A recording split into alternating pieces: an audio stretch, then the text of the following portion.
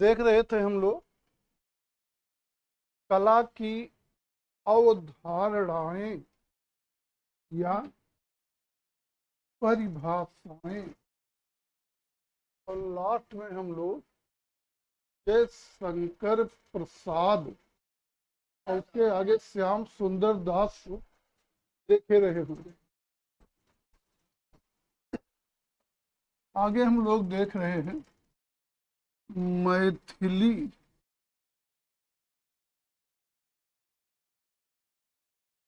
शरण गुप्त। मैथिली शरण गुप्त। मैथिली शरण गुप्त के अनुसार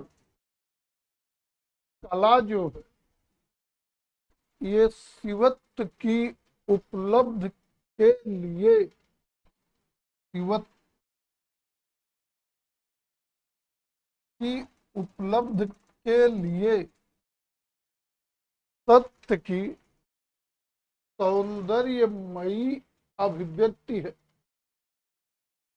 यहाँ पे जो शिवत्व है ये शिव तत्व अर्थात परम तत्व अर्थात ईश्वर है। और मैथिली शरण गुप्त कह रहे हैं कि कला शिवत्व की उपलब्धि के लिए सत्य की सौंदर्यमयी अभिव्यक्ति है। मतलब और सत्य क्या है?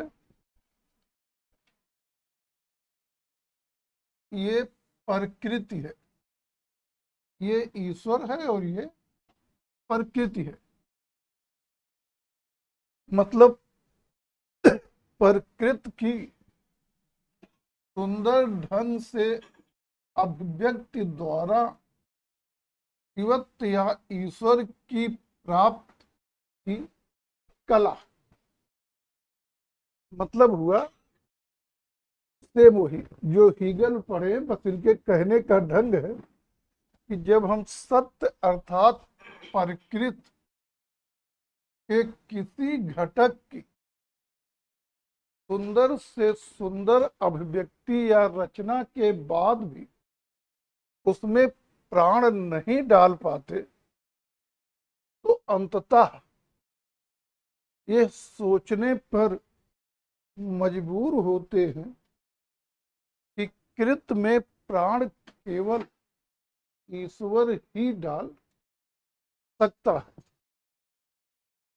तो इस तरह से कला शिवत्व की उपलब्धि के लिए सत्य की सौंदर्य सत्य की सौंदर्यमयी अभिव्यक्त कला, ये मैथिली शरण गुप्त कह रहे हैं। इसी को दूसरे ढंग से कह सकते हैं कि अभिव्यक्त की कुशल शक्ति ही कला, या इस ढंग से भी कह सकते हैं कि मन के अंतःकरण की सुंदर प्रस्तुति ही कला। एक है हर्बर्ट रीड।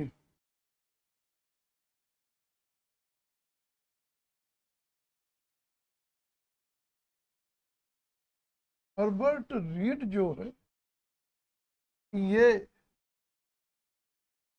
इंग्लिश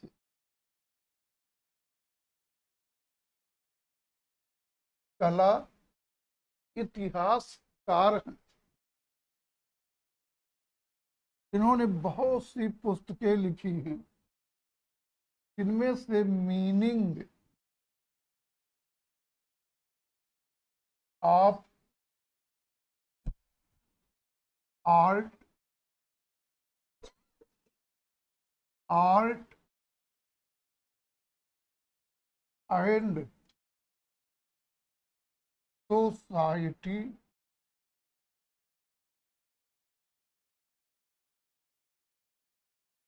ये दो पुस्तकें परीक्षा की दृष्टि से बहुत महत्वपूर्ण है।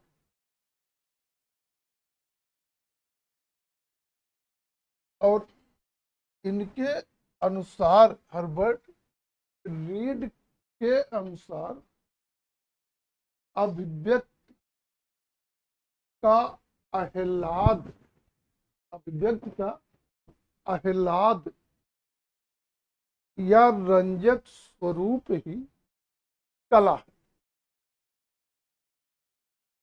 आह्लादित होने का मतलब है खूब खुश होना, अर्थात भाव विभोर हो जाना। और जब हम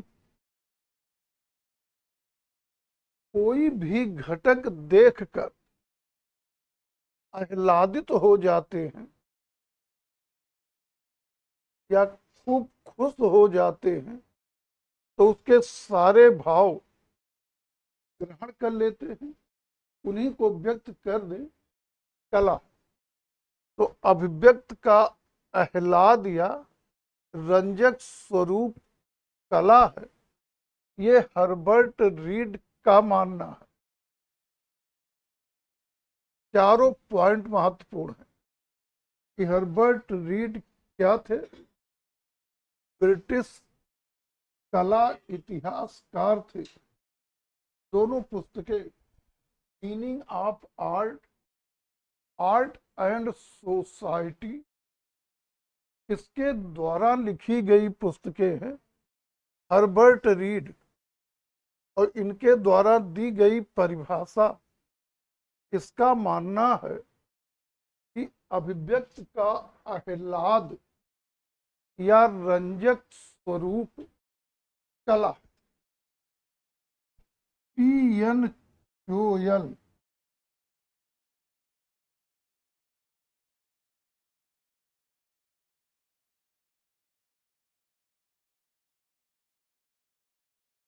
पी.एन. जोयल, परमानंद जोयल कला जगत में भैंसों के चित्रकार, भैंसों के चित्रकार के रूप में प्रसिद्ध है। इनके अनुसार कला वो है जो मानव को अभिव्यक्ति प्रदान करती है। कला वो है जो मानव को अभिव्यक्त देती है। मतलब हमारे अंदर जो भी भाव है या विचार है, उनको हम जिस ढंग से व्यक्त करते हैं वही कला। तो कला वो है जो मानव को अभिव्यक्त देती है, पी.एन. जोयल का मानना है। एक है पार्कर। पार्कर के अनुसार इच्छा का काल्पनिक अभिव्यक्तिकरण ही कला है। इच्छा का काल्पनिक अभिव्यक्तिकरण कला है। खास है वही है कि जो भी हमारे इच्छा, हमारे विचार हैं, उनको काल्पनिक रूप में व्यक्त कर देना कला। अज्ञेय,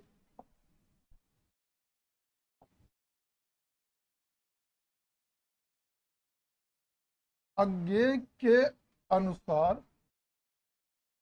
कला अपर्याप्तता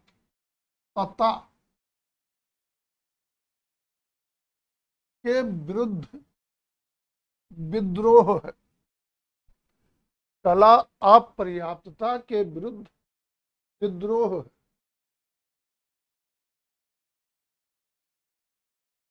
कहने का मतलब है कि जो कलाकार होता है,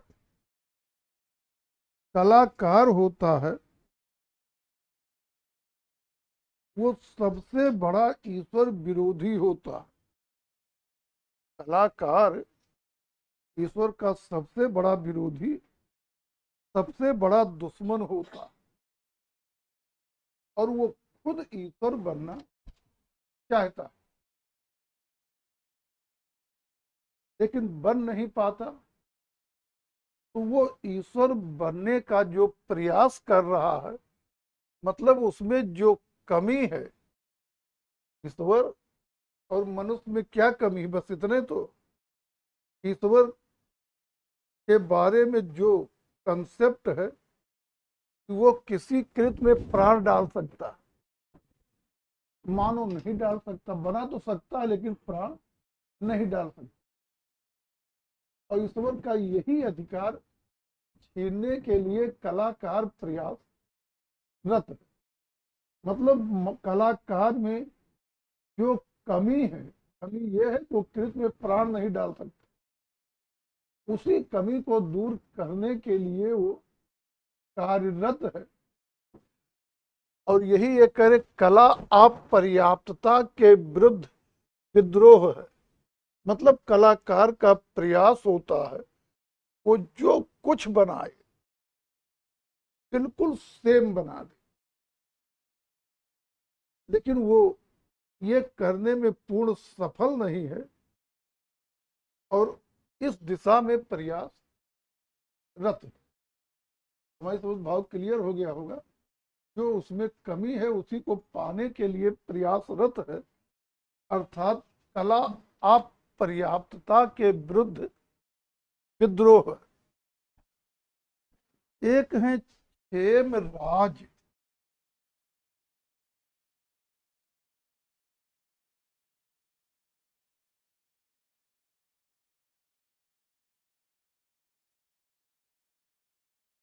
हेमराज, हेमराज ने एक पुस्तक लिखी है, शिव सूत्र की मर्सिडी।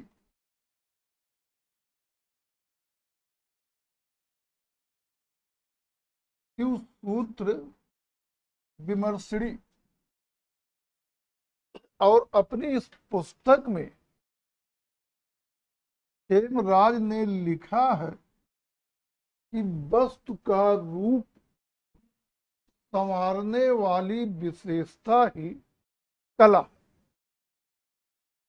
मतलब जिस गुण या क्वालिटी के चलते किसी भी वस्तु का रूप संवर जाए, अर्थात वो सुंदर लगने लगे, ही कला।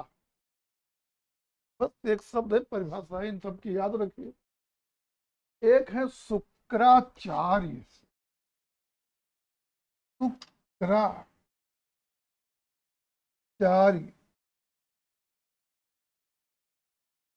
से परिचित हो चुके हैं। इन्होंने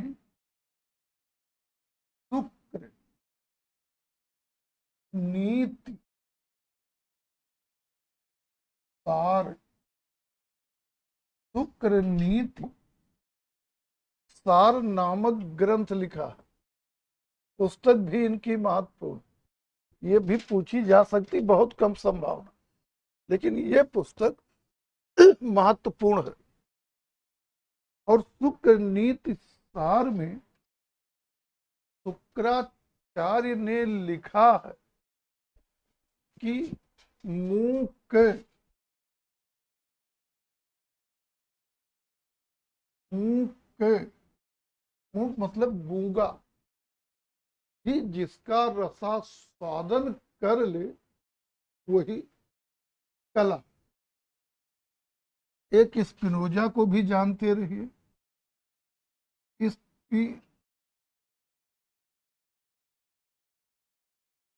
स्पिनोजा,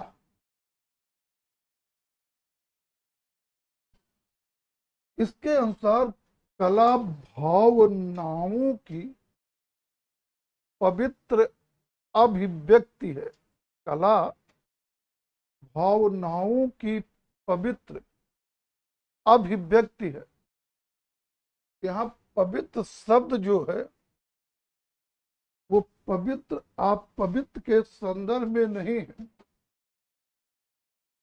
बल्कि कंप्लीट या संपूर्ण के अर्थ में कला भावनाओं की पवित्र अभिव्यक्ति है। इसका मतलब है जो भी भाव हम ग्रहण किए हैं उसमें कुछ छूटे ना, माने कुछ चोरी ना करे। जिस रूप में जितना ग्रहण किए हैं उसको उसी रूप में व्यक्त कर दे, वही हमारी कला। एक आपके हैं महात्मा गांधी। महात्मा गांधी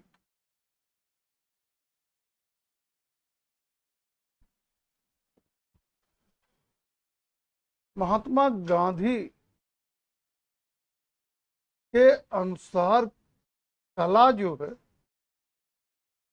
ये आत्मा का ईश्वरीय संगीत है। कला आत्मा का ईश्वरीय संगीत है।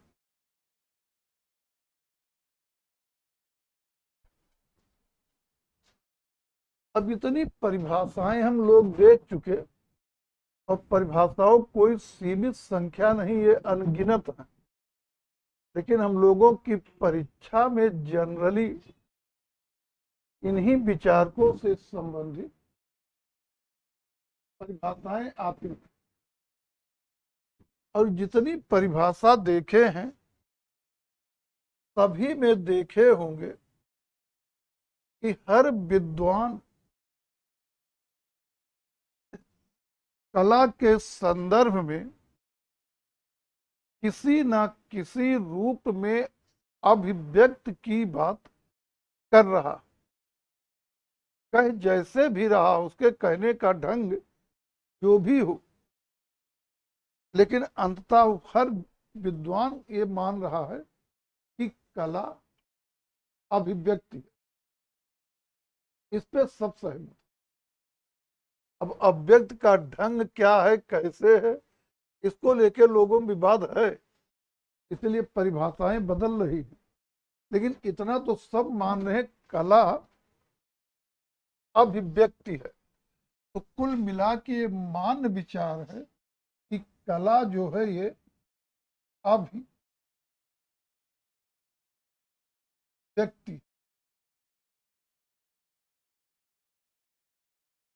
अब प्रश्न ये उठता है कि कला अभिव्यक्ति है, यहाँ तक तो ठीक है, लेकिन कला में हम किसकी अभिव्यक्ति करते हैं? का भी उत्तर आसान है, अपने अंदर के भावों की। मतलब हमारे अंदर जो भाव होते हैं उन्हीं को हम कला में व्यक्त करते हैं। लेकिन फिर एक प्रश्न बन जाएगा कि हमारे अंदर ये भाव आते कहाँ से हैं? तार्किक रूप में इसका एक ही आंसर है, वाह्य जगत को देखकर अनुभव के द्वारा। मतलब जब हम संसार को देखते हैं तो जो वस्तुएं आदि देखते हैं उनके भावों को स्वयं में ग्रहण करते हैं, वहीं से भाव आते। जरूर नहीं देखने से ही आए, जो कुछ देखते हैं, पढ़ते हैं, सुनते हैं, उन्हीं सबसे हमारे अंदर भाव आते हैं। लेकिन अपने कल्चर में दो और स्रोत माने जाते हैं, एक ईश्वर के द्वारा और अगला संस्कारों से। तो कला अभिव्यक्ति है, कला में हम अपने अंदर के भावों को व्यक्त करते हैं। हमारे अंदर ये भाव बाह्य जगत को देखकर अनुभव के द्वारा आते हैं। ईश्वर द्वारा आते हैं और संस्कारों से आते हैं। तो अनुभव से आते हैं, ये तो क्लियर ही हो गया। ईश्वर से आते हैं, ये हमारे कल्चर का विचार है कि पैदा होते समय ईश्वर सारा विचार ज्ञान सब कुछ हमारे अंदर ठूस के भर देता। तीसरा है संस्कारों से आते। तो अपने यहाँ ये भी माना जाता, यद्यप वो किसी न किसी रूप में पहला वाला अनुभव ही है, लेकिन अपने यहाँ कहते हैं संस्कारों से भी हमारे अंदर भाव आते। जैसे कल्पना करिए कि आप किसी कहीं पर जो है कोई संगीत सभा आयोजित हो, और जब आप पहुंचे तब तक कार्यक्रम शुरू हो चुका हो, और मंच पे कोई छोटा बच्चा, छोटा सा बच्चा शहनाई बजा रहा हो, तो पहले तो जब पहुंचेंगे, क्योंकि कार्यक्रम शुरू हो चुका है, तो आप अपनी चेयर ग्रहण करेंगे। और अब मंच पे जो बच्चा संगीत बजा रहा है, वो छोटा 4-5 साल का बच्चा हो, बहुत बढ़िया बजा रहा, तो तुरंत आप बगल वाले को उंगली करना शुरू कर देंगे कि भाई साहब, इसका बच्चा है, बड़ी अच्छी शहनाई बजा रहा है। अगर वो कह दिया कि बिस्मिल्लाह खां का पोता है, बिस्मिल्लाह खां मतलब प्रसिद्ध शहनाई वादक, तो तुरंत आपके मुंह से निकल पड़ेगा या आपके अंदर ये विचार आ जाएगा, अरे भाई, ये तो पारिवारिक संस्कार है। तो हमारे यहाँ ये भी माना जाता है कि हमारे अंदर भाव जो है संस्कारों से भी आते हैं। इसीलिए कहा गया है कि ब्राह्मण जो है, ब्राह्मण जो है वो अशिक्षित होते हुए भी पूजनीय और श्रेष्ठ होता है, और शूद्र कितना भी शिक्षित हो तो भी वो तुच्छ के ग्रेड में ही आता है। इसलिए कि अशिक्षित भी हो ब्राह्मण, लेकिन उसका पालन पोषण किस परिवार में हुआ है वो सांस्कारिक परिवार है, और शूद्र का पालन पोषण जिस वातावरण या परिवार में हुआ है वो तुच्छों का वातावरण और परिवार है। इसलिए पढ़े लिखे होने पर भी जो है वो आप पवित्र हो, आप पूजनीय। एक कथन ये मिलता नहीं, जैसे कल्चर पढ़ेंगे तो हम मिलेगा कि ब्राह्मण अशिक्षित होने पर भी वो पूजनीय। तो इस तरह से अब इतनी चीजें क्लियर हो गया। कला अभिव्यक्ति है, कला में हम अपने अंदर के भावों को व्यक्त करते हैं। हमारे अंदर ये भाव वह जगत को देखकर अनुभव द्वारा, ईश्वर द्वारा और संस्कारों से आते, और लगभग जिज्ञासाएं अब यहाँ समाप्त हो चुकी होंगी, लेकिन एक जिज्ञासा और शेष रह गई होगी कि कला अभिव्यक्ति है, चलिए यहाँ तक ठीक है, लेकिन इस अभिव्यक्ति कला का मतलब, कला का प्रयोजन क्या, क्यों हम जो है इतनी मेहनत कर रहे हैं, क्यों कला सीखते हैं, इसका प्रयोजन क्या। इसके अलग अलग उत्तर हो सकते, और सारे उत्तर अपने आप में सही भी है। किसी की कला का उद्देश्य या कला सीखने का उद्देश्य धन अर्जन करना होगा, तो किसी का उद्देश्य आनंद की प्राप्ति भी हो सकता है, किसी का उद्देश्य जन सेवा, मानव कल्याण, जन कल्याण, ये सब भी हो सकता है और सब अपने आप में सही है। मतलब कला का प्रयोजन या उद्देश्य क्या है, इसके अलग अलग उत्तर है, सभी उत्तर सही है। बस सही सब होते हैं, लेकिन प्रश्न हल करने में क्या ध्यान देंगे कि जो निगेटिव विकल्प होगा उसे कहेंगे ये कला का उद्देश्य नहीं है। जितने पॉजिटिव विकल्प होंगे कोई भी हो, वो सब कला का उद्देश्य है।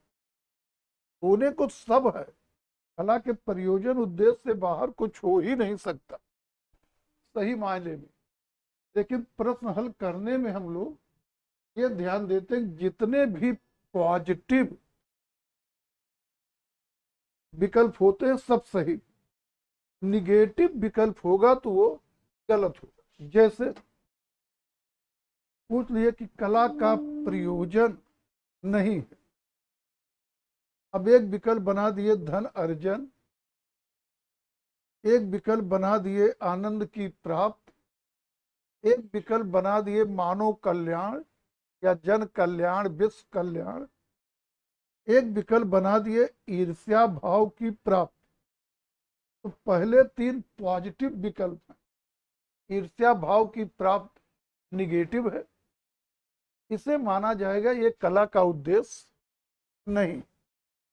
लेकिन ऐसा नहीं 100% होता है। ये लिखने वाले विद्वान चाहे जो लिख डाले उल्टा सीधा, लेकिन होता है। वैसा आप अपने जीवन बहुत देखे होंगे, बस उस पर विचार न किए हो अलग। स्पेशली जैसे कहीं पिक्चर देखे होंगे, फिल्म में नायक एक हो, नायिकाएं दो हो, और अब कोई प्रतियोगिता टाइप हो, नृत्य हो, संगीत हो, सौंदर्य हो, किसी तरह की प्रतियोगिता हो, और दोनों भाग ले रही, एक विजयी हो जाए तो दूसरी वाली तुरंत उसके प्रति अपने मन में ईर्ष्या भाव पाल लेगी।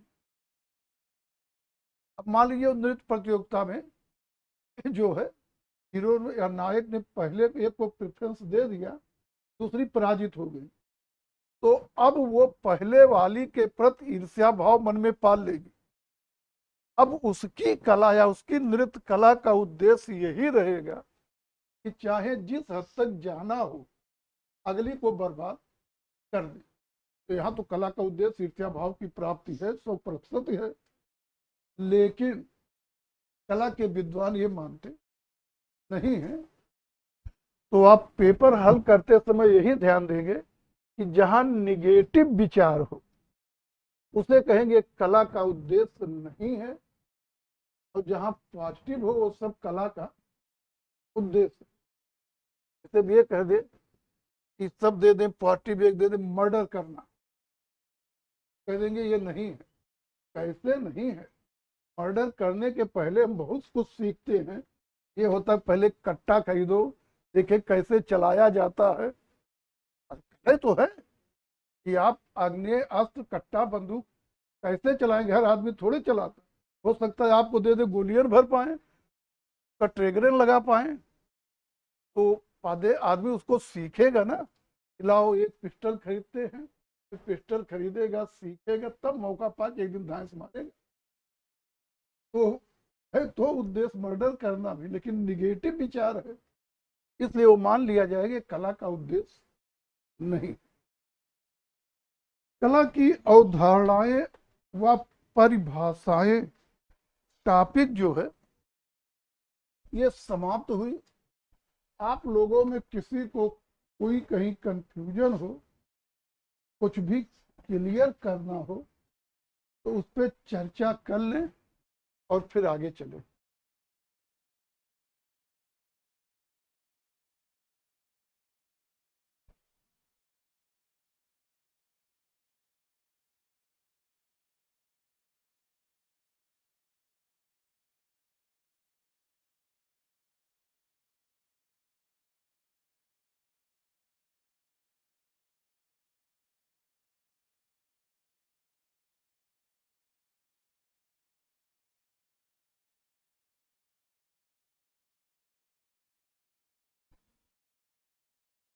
भारतीय कला की विशेषताएं।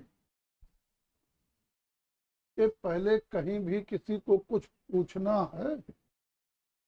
चलिए देखिए, ये टॉपिक सरल होती है, क्वेश्चन भी कम बनते हैं, लेकिन कुछ अच्छे क्वेश्चन बन जाते हैं जिन जो पूछे जाते हैं।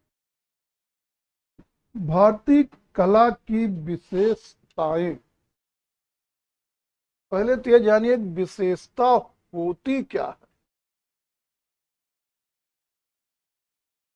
जैसे आप इतने लोगों में से किसी एक को पकड़ा जाए और उसके बारे में कहा जाए इनकी क्या विशेषता है,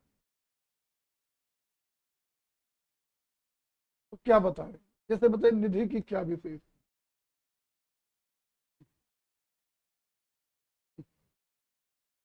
क्या बोलेंगे? कहने का मतलब निधि के वो गुण जो और लोगों से अलग है, वही उनकी विशेषता। विशेषता का मतलब ही हुआ, बाकी तो दो हाथ उनके भी, दो पैर, एक नाक आंख है, जीवित है, चल फिर रही है, ये तो सबके साथ है, ये विशेषता थोड़े हुई। विशेषता का मतलब जिसके आधार पर, जिसकी विशेषता हम बता रहे हैं, उसे अन्य से पृथक पहचाना जा सके, वही उसकी विशेषता होती है।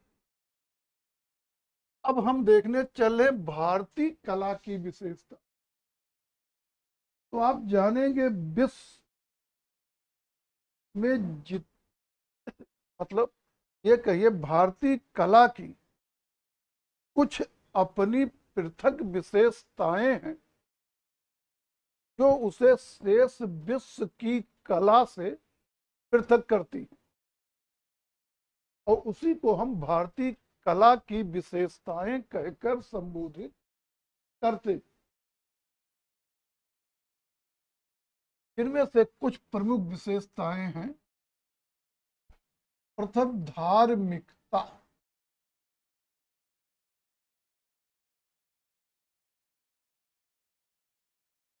योग, आध्यात्मिकता।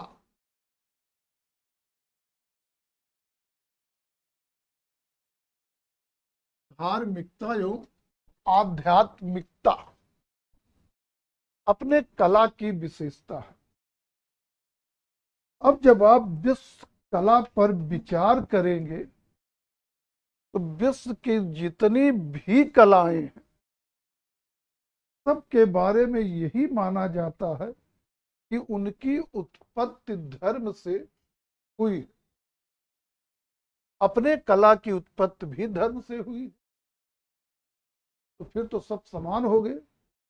लेकिन अंतर क्या है कि विश्व की अन्य कलाओं की तुलना में अपनी कला, भारतीय कला, धर्म से अधिक घनिष्ठ रूप में जुड़ी हुई है, और यहाँ के राष्ट्रीय जीवन की ही भाग, यहाँ की कला भी धर्म प्रधान है। आप देखेंगे एक प्राचीन ग्रंथ है, विष्णु धर्मोत्तर पुराण, उसी के अंतर्गत आया है चित्र सूत्र, और चित्र सूत्र में लिखा गया है कला नाम पर वरम चित्रम धर्म काम अर्थ ओच्छदम। कला नाम परवरम चित्रम धर्म काम अर्थ मोक्षदम। अर्थात कलाओं में चित्र कला श्रेष्ठ है, जिससे धर्म, काम, अर्थ, मोक्ष पुरुषार्थों की प्राप्ति होती है। साथ ही देखेंगे आपकी कला में जो कला के विषय हैं वे भी मुख्यतः धर्म से ही लिए गए। कहीं भी कोई कला निर्मित होगी, ध्यान देंगे जो विशेषता देखी जाती है वो वर्तमान की नहीं, अतीत की, मतलब प्राचीन की देखी जाए। जहां भी आप कला वला कोई देखेंगे, कोई न कोई भगवान या देवी देवता ही हो, चाहे वो हिंदू धर्म से हो, चाहे जैन से हो, चाहे बौद्ध से हो, या किसी भी धर्म से हो, वो आपकी जो प्राचीन कला है उसमें कला के विषय धर्म से ही लिए गए।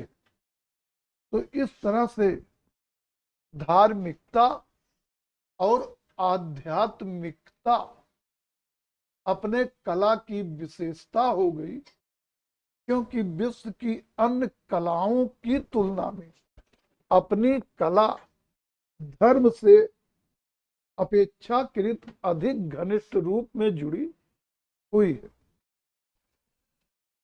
अंतः प्रकृति से अंकन, अंतः प्रकृति से अंकन,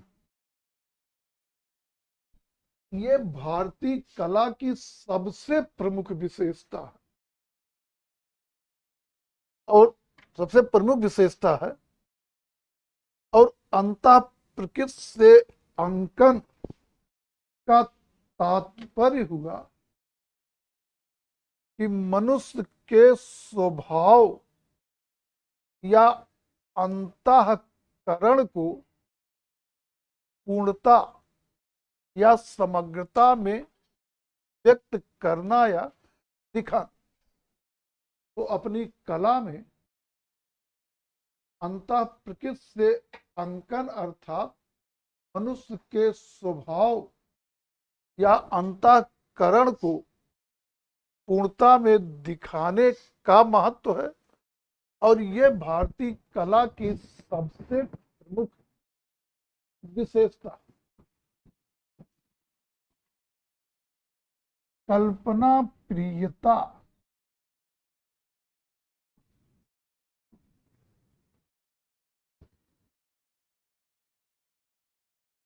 एवं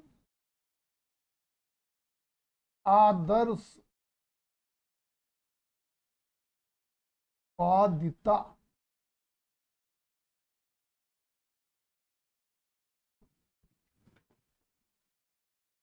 जहां की जैसी संस्कृति वहां की वैसी कला, मतलब जैसी संस्कृति होगी वैसे ही कला भी होगी।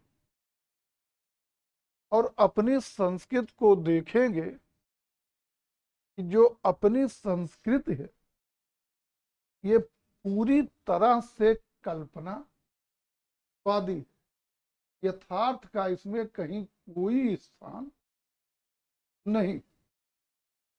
बस हवा में कल्पना करेंगे और सोचेंगे ईश्वर की भक्ति वक्ति करें, ये मिल जाए। वो सब हवाई कल्पना होती है। कल्पना किए, भगवान में ध्यान लगाइए, सब कुछ हो जाएगा।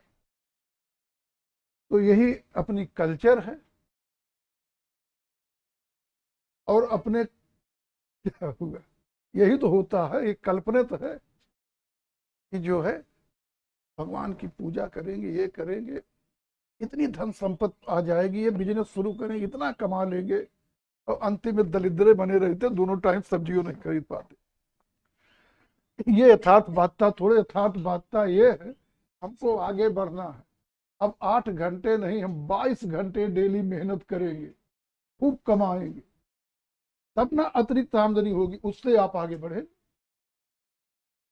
विश्व में बहुत से ऐसे लोग हुए जो 22 घंटे काम किए, और काम करना तो आसान है, 22 घंटे पढ़ने वाले हुए। पढ़ना थोड़ा मुश्किल काम होता है, मानसिक होता है, लेकिन ऐसे भी लोग हुए हैं जो 22 घंटे पढ़ते थे। अपनी तुलना कर सकते हैं, तो अपने आप अपना मूल्यांकन कर सकते हैं। और यही वर्तमान में आपके समाज में ही जो पीएमटी और आईआईटी की तैयारी करते हैं बच्चे, पीसीएस आईएएस वाले नहीं, वो सब अनुभवी बुजुर्ग होते हैं। आईएएस वाईएएस कर लेते हैं, पीसीएस वाले कतई नहीं, कारण पीसीएस भी बुढ़े देते हैं, आईएएस केवल युवा देते हैं। कहने मतलब समझ रहे हैं, आईएएस में आयु सीमा कम है, अब तो बढ़ा दिए, 28 कर दिए जनरल, 28 के बाद नहीं देंगे। पीसीएस में क्या है, 40 तक सब देंगे, ओबीसी है 45 तक देंगे, और एससी है तो और प्लस देंगे। तो बुढ़े हो गए ना, स्टूडेंट थोड़े रहे, तो ये उतना लेबर नहीं कर पाते। लेकिन जो पीएमटी आईआईटी के बच्चे होते हैं, ये 13-14 घंटे आराम से पढ़ते, जिनका सिलेक्शन होना होता है वो 13-14 घंटे आराम से पढ़ते। हम खुद ही एक दिन 12 घंटे पढ़े थे, वही पूरे जीवन का रिकॉर्ड है, उसके बाद नहीं। एक दिन बेटा अपना रिकॉर्ड बना रहे, और वो 12 घंटे हम किसी आवश्यक हमारे पानी पीने बाथरूम जाने के लिए उठे भी नहीं मेज से, बस कुर्सी पर बैठे ही रहे। वो अपना रिकॉर्ड बना रहे थे, देखें कितना पढ़ सकते हैं एक बार बैठ कर। लेकिन अब थोड़े बैठ पाएंगे तो 4 घंटे के बाद कुर्सी गिर पड़ेगी, तो उम्र के अनुसार उतनी क्षमता नहीं रह जाती। तो ये बता रहे थे, कुल मिला के हमारी कल्चर कल्पनावादी है, और कल्चर के अनुरूप हमारी कला भी कल्पनावादी है। और कल्पनावादी होने के कारण उसमें आदर्शवादिता के गुण खुद ही आ गए। और कल्पना प्रियता एवं आदर्शवादिता उसकी विशेषता बन गई। कारण कि जब अपना कलाकार कल्पनावादी है,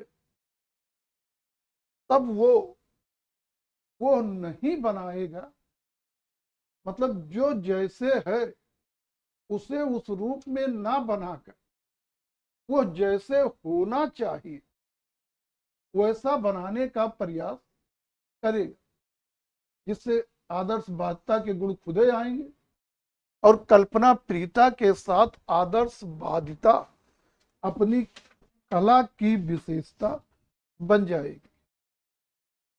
कुछ लोगों को समझ में ना आया हो तो उदाहरण समझिए, कि जैसे कल हमने एक उदाहरण लिया था, राम द्वारा हिरण का शिकार। अब राम जब हिरण का शिकार करने उसे दौड़ाए होंगे, बताए थे कि ऐसा नहीं, शिकार के पूर्व मेकअप रूम में जाके पहले मेंटेन हुए होंगे, तब आराम से धनुष लेके गए होंगे। तब तक तो हिरण पता नहीं कहां भाग गया। स्वाभाविक रूप में किस भी रूप में बैठे रहे होंगे घर पे, बंडी लुंगी उंगी पहने, जैसे हिरण दिखा होगा फट से लुंगी बटोरे होंगे और धनुष लेके दौड़ पड़े होंगे। अब यहाँ पे राम का चित्त अगर यथार्थवादी बनाएगा तो उन्हें एक सामान्य वेशभूषा में ही दिखाएगा। लेकिन चूंकि राम भगवान मान लिए गए हैं, इसलिए वो जैसे है वैसे कलाकार न बनाकर एक भगवान को जैसा दिखना चाहिए वैसा बनाएगा, इससे वो आदर्शवादिता आ जाएगी। तो वही है, कल्पना प्रियता कल्चर के अनुरूप है, और कल्पनावादी होने के कारण हमारी कला में आदर्शवादिता के गुण खुद ही गए। प्रतीकात्मकता,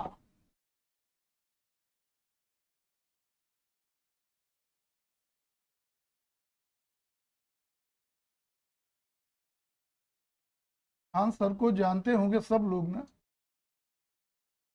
अब तक खान सर अक्सर जो है, जो पढ़ाते थे, तो थोड़ा सा हिंदूवादी दृष्टिकोण अपना के पढ़ाते थे। वो पैसा कमाए सब कुछ, कहीं कुछ नहीं हुआ।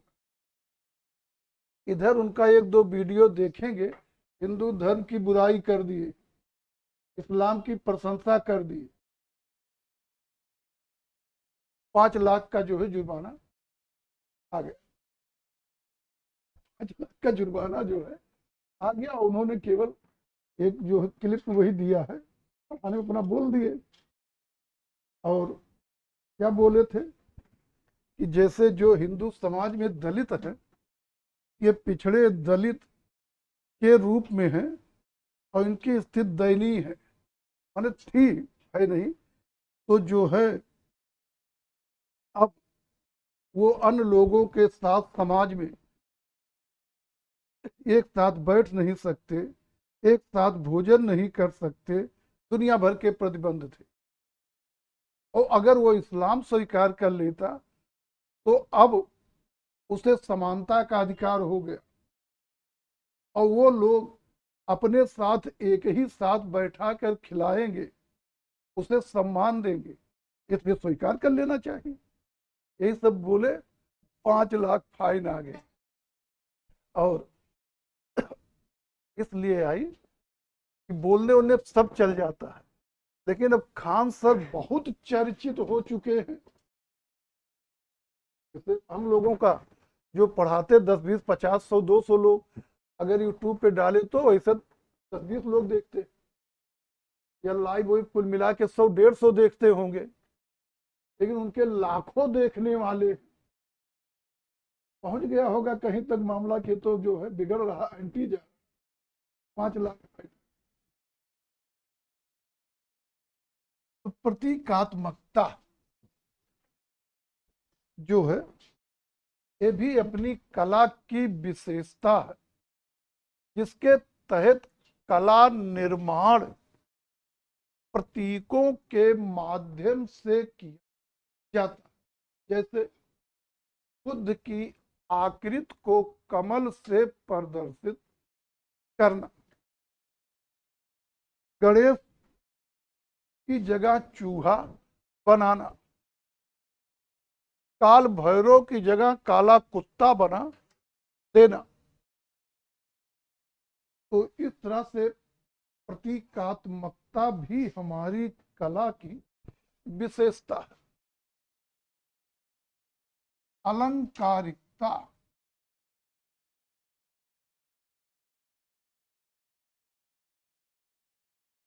यह भी अपनी कला की विशेषता।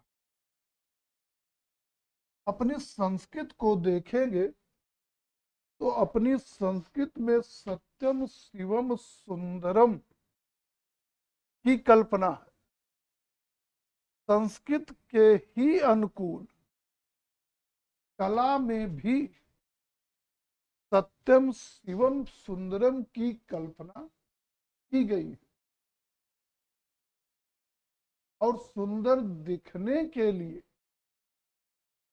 वो माने कला अलंकरणों का प्रयोग करती है। परिणामता जो है, हमारी कला अलंकरणवादी हो गई और अलंकारिकता उसकी विशेषता बन गई। कृतियों पर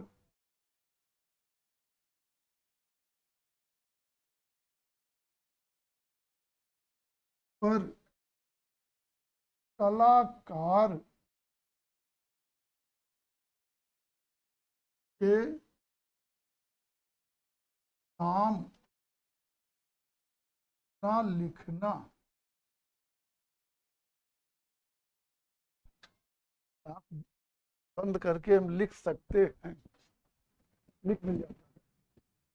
थोड़ा अनुभव हो जाए बस। कला नहीं, वो सबके लाभ है ना, धीरे धीरे हमको अनुभव करना पड़ेगा। मान लीजिए और बुढ़े हो गए, पैसा कमाने की जरूरत रहेगी, आंख से दिखेगा नहीं तो कैसे पढ़ाएंगे? तो बस बोर्ड यहाँ हाथ से पकड़ के अंदाज कर यहाँ तक ये लिखना, चलता रहेगा। तो जो है कलाकृतियों पे या कृतियों पे कलाकार के नाम ना लिखना, ये भी भारतीय कला की विशेषता है। वास्तव में जो भारतीय कल्चर है या भारतीय संस्कृत है, इसमें जो मानव है टोटली निकम्मा है, उसका किया धरा कुछ नहीं होता। एक विचार आप लोग अक्सर सुनते होंगे कि कर्ता केवल ईश्वर है, ईश्वर के इच्छा के बिना पत्ता भी नहीं हिलता। माने सब कुछ ईश्वर ही करता है, तो हम लोग तो एकदम वही नकारा टाइप के हैं, कुछ करते ही नहीं। तो इस कल्चर में ये माना गया है कि सब कुछ ईश्वर ही करता है और उसकी इच्छा के बिना संभव नहीं, मतलब एक सामान्य व्यक्ति कुछ भी नहीं करता। उसी के अनुरूप ये माना गया जब सब कुछ ईश्वर करता, वही जो कंसेप्ट है कि सारी भूमि गोपाल की, माने सब भगवान का है, तो उसके तहत जितनी भी कृतियां कहीं पर बनी, उस पर किसी भी कलाकार ने अपना नाम नहीं लिखा, या कह सकते लिखने नहीं दिया गया। कारण अभिजात वर्ग है, ताकि कोई भी किसी भी कलाकृत को देखे और फिर उसके मन में जब ये विचार आए किसने बनाया, तो किसी व्यक्ति का नाम ना आए। सब किसने बनाया? भगवान ने बनाया। कहीं कुछ देखे किसने बनाया? भगवान ने बनाया। तो इसी प्रवृत्ति के तहत किसी भी कलाकृत पर किसी भी कलाकार का नाम नहीं लिखा गया। पूरे प्राचीन भारत में ये कहीं नहीं मिलेगी। कृतियों पे कलाकारों के नाम लिखने की परंपरा भारत में मुगल शैली से प्रारंभ होती। रेखा प्रधान होना,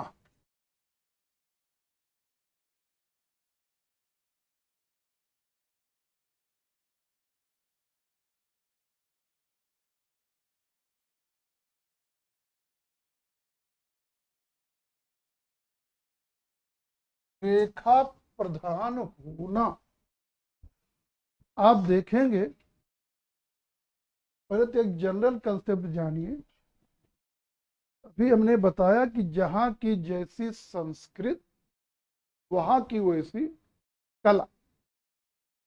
और जो संस्कृत कल्पनावादी होगी, उसकी कला में रेखा का विशेष महत्व होगा।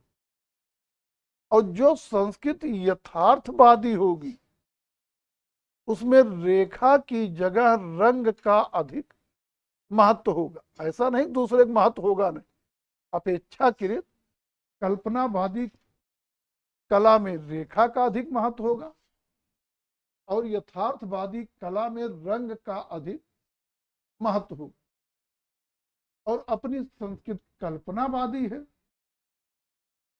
परिणाम स्वरूप अपनी कला भी कल्पनावादी है, इसलिए अपनी कला में रेखा की प्रधानता।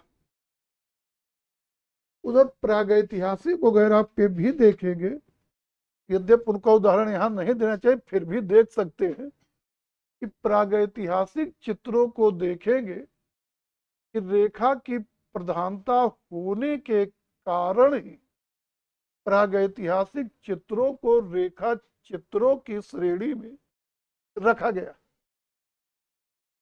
आगे देखेंगे तो रेखा हमेशा हमारी कला की विशेषता रही। रेखा के महत्व को स्वीकार करते हुए एक प्राचीन ग्रंथ काव्यालंकार सूत्र वृत्त,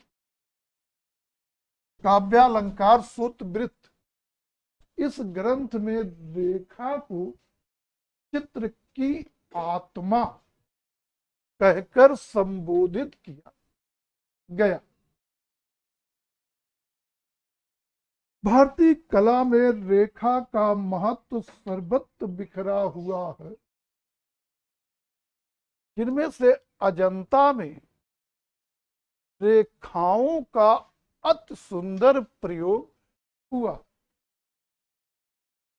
कलाकार अपने मन के समस्त भावों को रेखाओं के माध्यम से व्यक्त करने में सफल हुआ, और अजंता में रेखाएं इतनी सशक्त हैं कि एक ब्रिटिश कलाविद हैं लेडी हैरिंघम,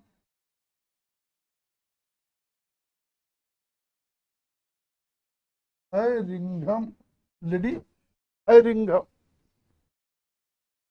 इन्होंने लिखा है कि अजंता में प्रयुक्त केवल रेखाओं को आधार बनाकर कम से कम 20 चित्र शैलियां उत्पन्न की जा सकती हैं। कम से कम 20 चित्र शैलियां उत्पन्न की जा सकती हैं।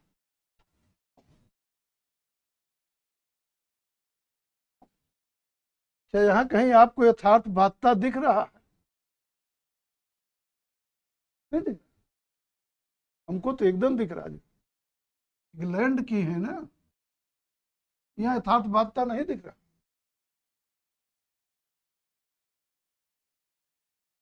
आप अपनी कल्चर में किसी औरत को, या वो भी थोड़ा सब पढ़ी लिखी हो, उसको इस तरफ कभी बुलाए हैं? मेहरारू, माने मेहरारू औरत, जैसे अपने कल्चर इस तरह बुलाए हैं। जैसे कोई टीचर ही हो और नाम मान लीजिए कुछ ABCD नाम है, अरे मेहरारू ये सुनो, ऐसा कभी बुलाए हैं? कभी नहीं।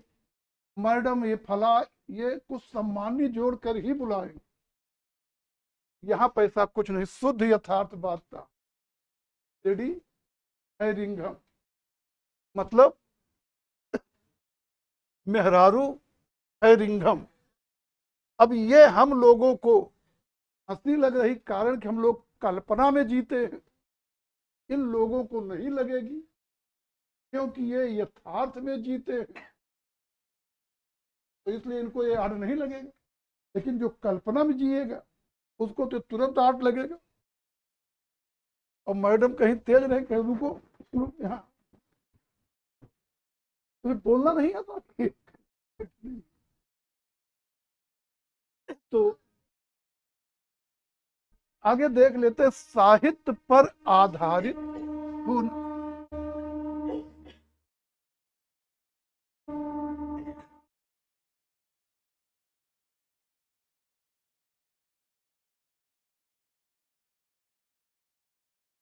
पर आधारित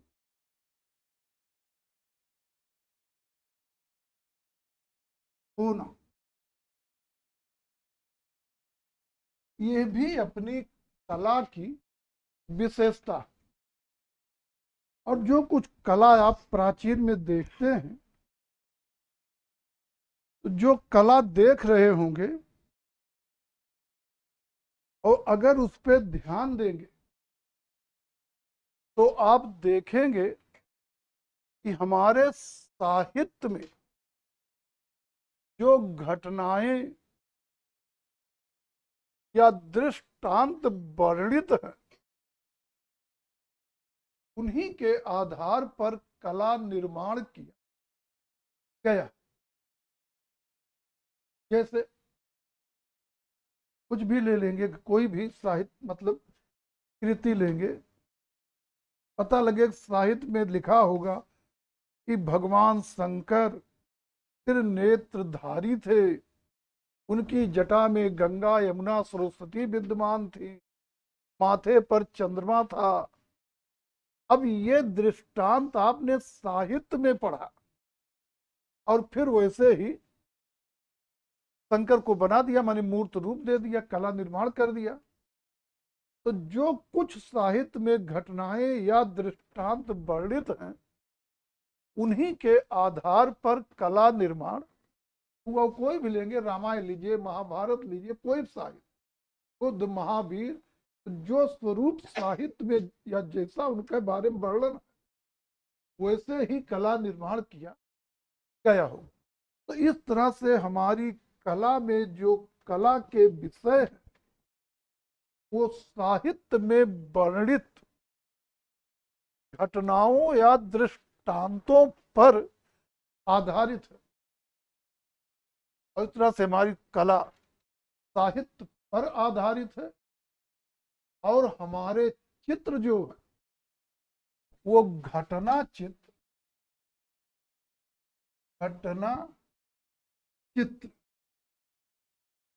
अथवा दृष्टांत चित्र की श्रेणी में आएंगे। सामान्य पात्र योजना,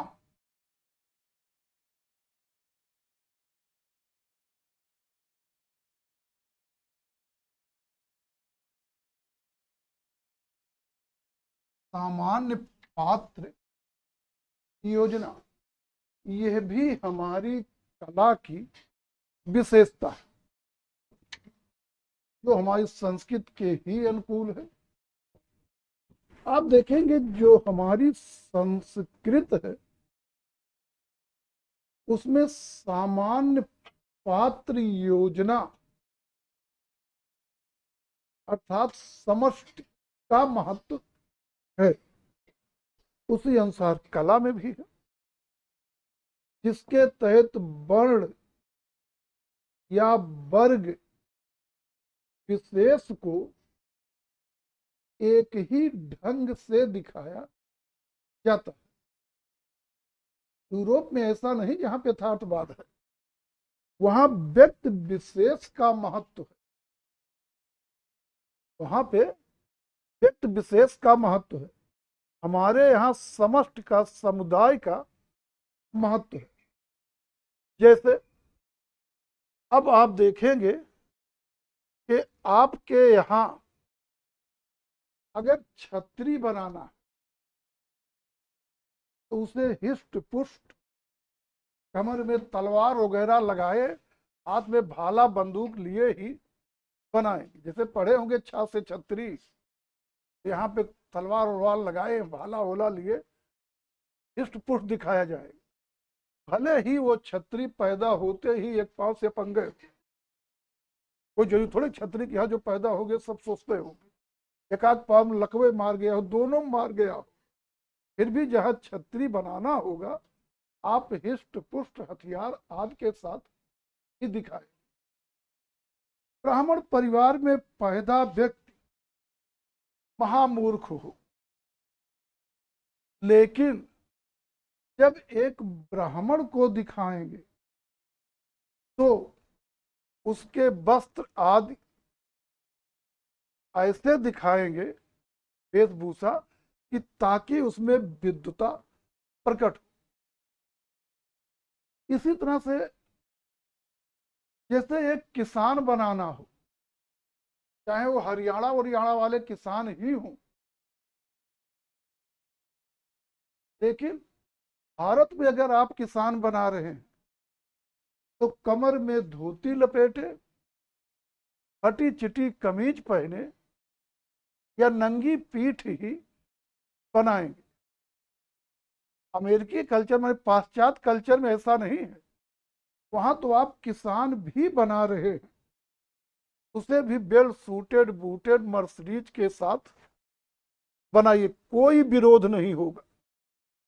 कि पता लगे, एक सूटकेस रखिए, पैसा भरिए, हेलीकॉप्टर अपना उड़ाइए और फिर जाइए फार्म पे, वहाँ खेती करवाइए। वहाँ किसान को आप वेल अप टू डेट बना सकते। कल्पना करिए भारत में ही ऐसे well up to date helicopter खड़ा हो, हाथ में सूटकेस हो और नीचे लिख दिए किसान, तो उस चित्र की केवल खिल्ली उड़ाई जाएगी। कारण हमारे यहाँ सामान्य पात्र योजना है और इसमें जिस वर्ग के बारे में जैसा कंसेप्ट है उसे वैसा ही बनाया जाए, यही सामान्य पात्र योजना।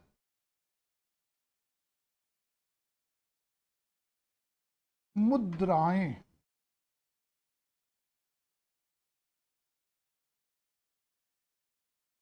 यह भी हमारी कला की विशेषता है।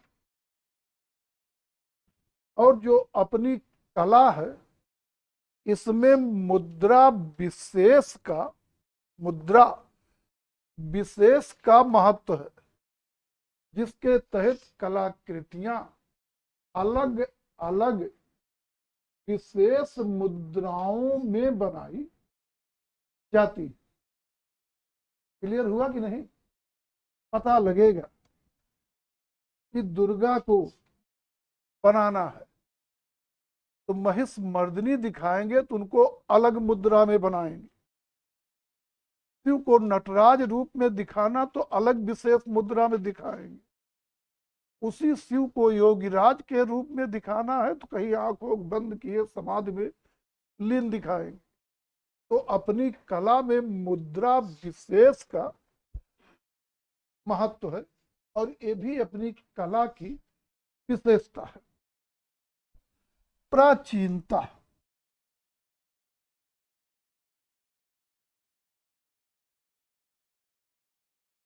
यह भी अपनी कला की विशेषता है। अपनी कला बहुत प्राचीन है। क्या हुआ? अपनी कला बहुत प्राचीन है। इसकी प्राचीनता प्रागैतिहासिक काल में 9 पाषाण काल तक लगभग 5000 वर्ष ईसा पूर्व तक मानी गई। और इस तरह से अपनी कला की प्राचीनता 5000 वर्ष ईसा पूर्व है और इधर लगभग 2000 वर्ष हम लोग ईसवी सन में व्यतीत कर चुके हैं। तो अपनी कला की प्राचीनता कितनी है?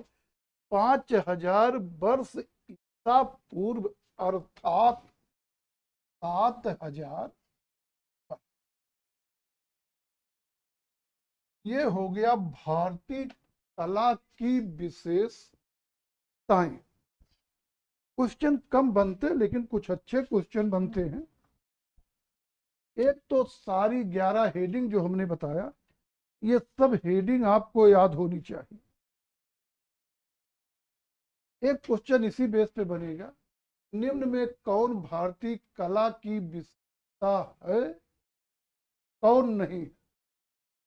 तो जाहिर है कि 10 में से 3 विकल्प रहेंगे, आगे कुछ भी विकल्प रहेगा तो आपके कला की विशेषता नहीं। अगला क्वेश्चन बदमाशी वाला बनता है और दे देंगे भारतीय कला की विशेषता है, चारों विकल्प इसी में से दे दें और उनमें से एक रहेगा अंतः प्रकृत से अंक, वही सही माना जाएगा। आए चारों सही हैं लेकिन अंतः प्रकृत से अंकन हमारे कला की सबसे मेन विशेषता, उसी को वरीयता दे दिया जाएगा। अब इसके बाद कुछ क्वेश्चन जो हैं इनमें से अंदर से बनेंगे। जैसे एक क्वेश्चन अब यहीं से बनेगा, ये अंदर के क्वेश्चन है। कला नाम परवरम चित्रम धर्म काम अर्थ मोक्षदम किस ग्रंथ से लिया गया? तो यह है विष्णु धर्मोत्तर पुराण के अंतर्गत आए चित्र सूत्र से। अब अगर विकल्प में चित्र सूत्र लिखा तो सबसे बड़ी विकल्प है, चित्र सूत्र नहीं है तो विष्णु धर्मोत्तर पुराण भी सही हो जाएगा।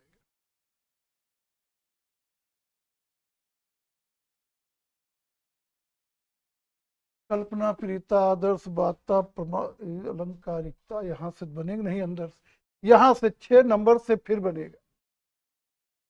भारतीय कला में कलाकृतियों पर कलाकारों के नाम लिखने की परंपरा कब से या कहां से आरंभ होती है?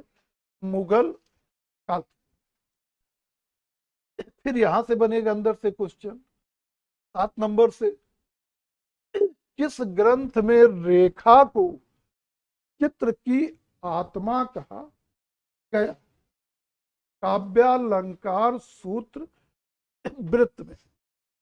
अगला भी यहां अंदर से बनेगा, किस कलाविद का मानना है कि अजंता में प्रयुक्त केवल रेखाओं के आधार पर कम से कम 20 चित्र शैलियां उत्पन्न की जा सकती? लेडी हैरिंघम। यहां से अंदर से बनेगा कि भारतीय चित्र हैं, विकल्प दे देंगे, लघु चित्र हैं, भित्त चित्र है, प्राकृतिक चित्र है, और एक विकल्प घटना चित्र या दृष्टांत चित्र है। तो बड़ी यही होगा, भारतीय चित्र घटना चित्र या दृष्टांत चित्र है, वो चाहे लघु बने हो चाहे उत्कीर्ण हो, मैं कुछ ही रूप में, लेकिन है वो घटना चित्र। फिर अंदर से क्वेश्चन आपके 11 नंबर से बनेंगे।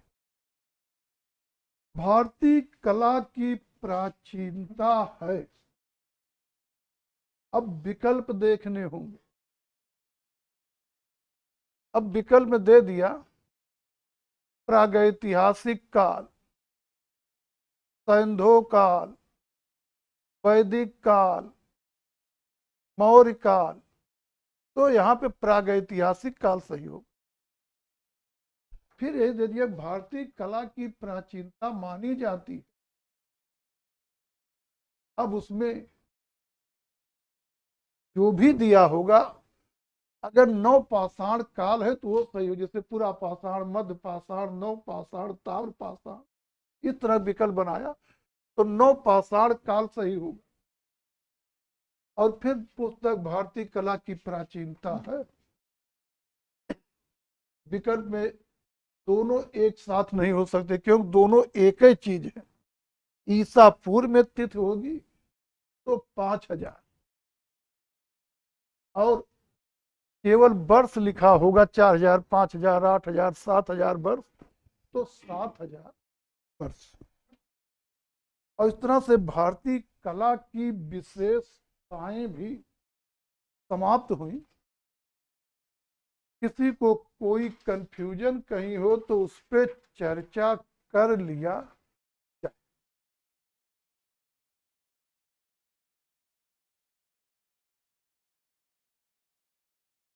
अब इसके बाद हम लोग इस टॉपिक में कला के सामान्य परिचय में जो है, अब केवल कुछ टिप्पणियां देखेंगे, और ये टिप्पणियां बहुत महत्वपूर्ण, लेकिन टिप्पणियों पे चर्चा हम लोग कल करेंगे।